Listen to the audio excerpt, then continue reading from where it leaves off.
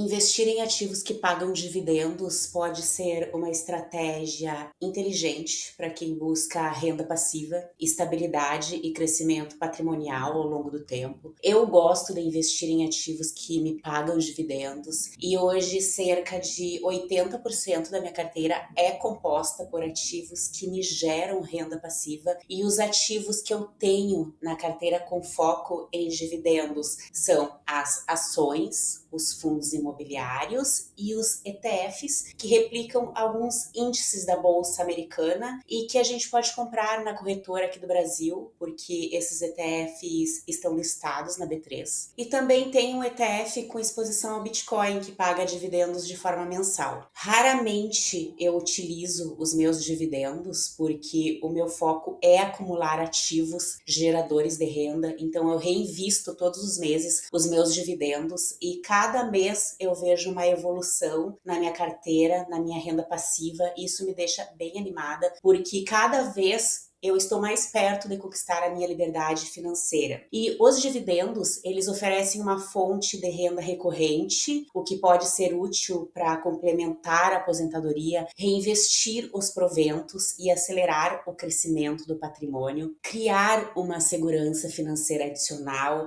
sem precisar vender ativos para obter liquidez. E ao reinvestir os dividendos, você pode utilizar o efeito dos juros compostos para acelerar o crescimento do seu portfólio, e isso é especialmente vantajoso em períodos de longo prazo, pois cada dividendo reinvestido compra mais ativos que, por sua vez, geram mais dividendos no futuro. E além da renda gerada pelos dividendos, muitos ativos também valorizam ao longo do tempo. Empresas sólidas que pagam dividendos costumam apresentar crescimento sustentável, aumentando o preço de suas ações e, consequentemente, o nosso patrimônio. E nesse vídeo eu vou falar sobre 3 ETFs que pagam dividendos mensais e estão disponíveis na B3, que você pode comprar da mesma forma que você compra ações e fundos imobiliários. E os 3 ETFs são da mesma gestora, Buena Vista. E o primeiro deles é o IWM11. Ele busca replicar o desempenho do índice Russell 2000, composto por aproximadamente 2.000 empresas de menor capitalização nos Estados Unidos, as small caps, e implementa uma estratégia de opções de compra. Essa estratégia gera renda adicional e é distribuída mensalmente aos investidores. Inclusive, eu vou colocar aqui